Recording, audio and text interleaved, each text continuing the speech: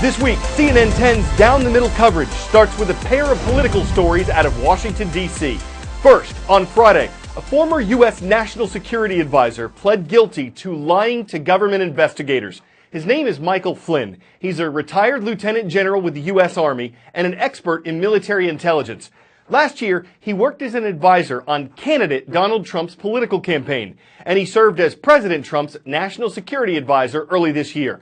But Flynn resigned after less than a month on the job. The reason? In December 2016, he had several phone conversations with an ambassador from Russia. U.S. prosecutors say Flynn discussed sanctions, economic penalties that the Obama administration had placed on Russia. It's illegal for an unauthorized private American citizen to negotiate with foreign governments on behalf of the U.S. And because President-elect Trump had not taken office yet, and Flynn was not yet U.S. National Security Advisor, he'd been suspected of breaking that law. Flynn initially told investigators that he had not discussed sanctions with the Russian ambassador. But after months of investigation by the FBI, Flynn pleaded guilty on Friday to one count of making false statements to U.S. investigators. A special counsel is investigating alleged Russian meddling in the 2016 U.S. presidential election. And Flynn is the first person who served inside President Trump's administration to be implicated. The White House says that Flynn's plea only indicates that he himself did something wrong. Flynn's agreed to cooperate with the ongoing investigation. Second story out of Washington broke in the wee hours of Saturday morning. Republicans in Congress took another big step toward a major overhaul of the U.S. tax code. The Senate passed a tax reform bill at 2 o'clock a.m. 51 Republicans voted for it, 1 Republican and 48 Democrats voted against it. Like the bill that the House of Representatives passed in November, the Senate legislation would reduce taxes for most Americans and decrease the taxes that businesses pay on their profits. Unlike the House bill, the Senate version would keep 7 different income tax brackets, though it would change their rates. It would allow teachers who use their own money for classroom supplies to deduct more from their taxes. And it would take away the Obamacare law that requires Americans to buy health insurance. Critics are concerned that the bill would increase the deficit. For decades, the government has spent significantly more money than it collects through taxes. Those who oppose the bill say reducing taxes would further increase that deficit. Supporters of the bill say it'll help the U.S. economy grow enough to offset that. What happens next? Both bills have to be reconciled to a single piece of legislation that has to pass in the House and Senate. If it does, it'll head to the Republican president's desk for signature. President Trump's hoping to have that done by Christmas.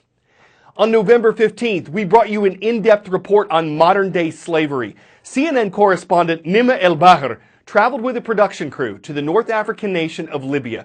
There, they witnessed a slave auction taking place. And today, we have their impressions of what they thought and felt as they uncovered an astounding and disturbing event.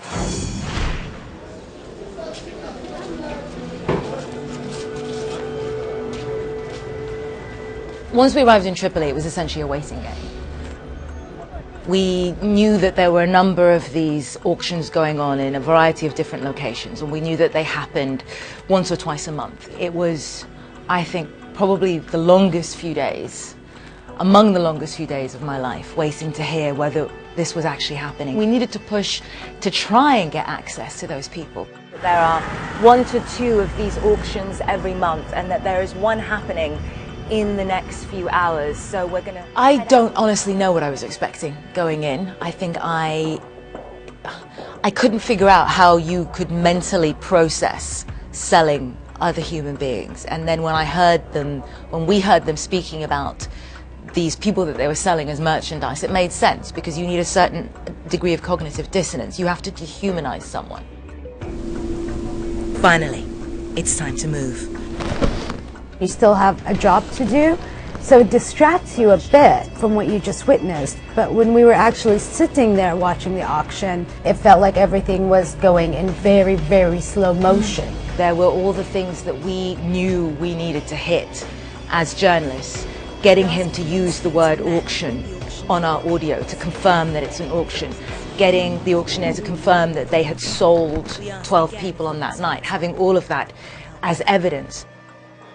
If they don't want to take us to Italy. I remember being outside in the car park of the detention centre, and I went round the corner, and there was this massive room, and the front was open to the elements, and ostensibly it was a cage, right? It was a wire cage, and people were looking at you from the other side. And I remember thinking, you know, if there was a single gorilla in there, people would think, how sad, he hasn't got a lot of room. And it turns out there were over 1,000 people in there. Every day in an environment like that counts. Not being able to take a good shower, sitting there and not having the food you need, being thirsty. So every hour counts. And leaving them behind in an enclosed space like that and not being able to help, because you can't help one of them. You'd have to help all 1,000 plus within that, because you can't just go to a few people and be like, how can I help you? You really need to help them all. Just take us home. There was a point where Alex and I were interviewing Victory, the 21-year-old who'd been enslaved, and I was overwhelmed because Victory was overwhelmed. Going back home now. A lot of my friends, we start together. His dream was to be a designer. He wanted to come to Italy and work as a stylist and maybe one day work with Dolce & Gabbana, and it was such a relatable dream. And why not? Because he's African? And why not? Exactly. I think this is the first story in a long time where I had nightmares. There was just something really fundamentally heartbreaking about people's dreams being exploited in that way. I think we were all thinking that, you know, we just hope we can do justice to this. 10-second trivia.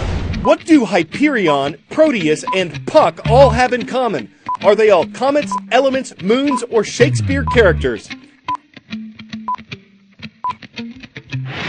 The one thing all these objects have in common is that they're moons of different planets. Ours, of course, is just the moon. Many of the moon's nicknames date back to the early Native Americans. They named each full moon in every month to help them keep track of their planting and harvesting schedule.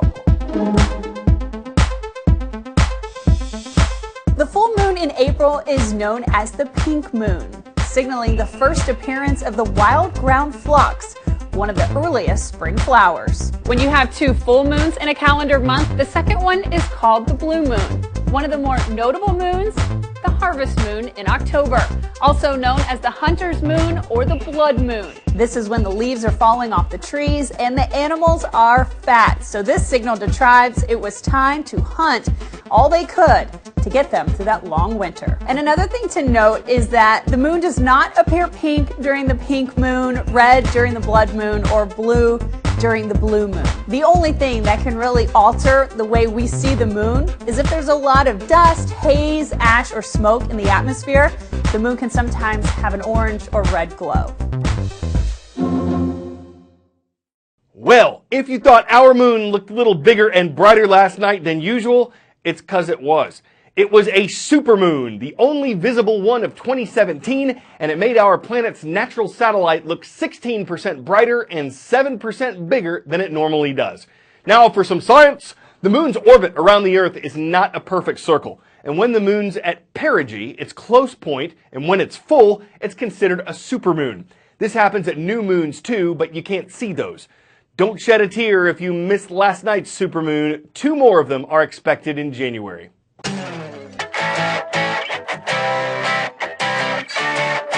For 10 out of 10, implosion fail. Now, we're not talking about the bus that infamously blocked the Weather Channel's view of the Georgia Dome's demise. For the Silver Dome in Detroit, Michigan, the views were pretty good, but well, nothing happened, at least not yet.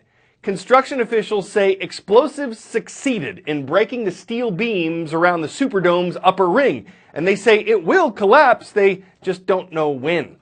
Seems the Silver Dome is able to stand up for itself. It's got a spine of steel, it should be beaming with pride. May not be the last dome standing, but when an arena is no longer considered then useful, it's steady up to something amazing when it refuses to cave under heavy pressure. I'm Carl Azuz, hope to see you tomorrow.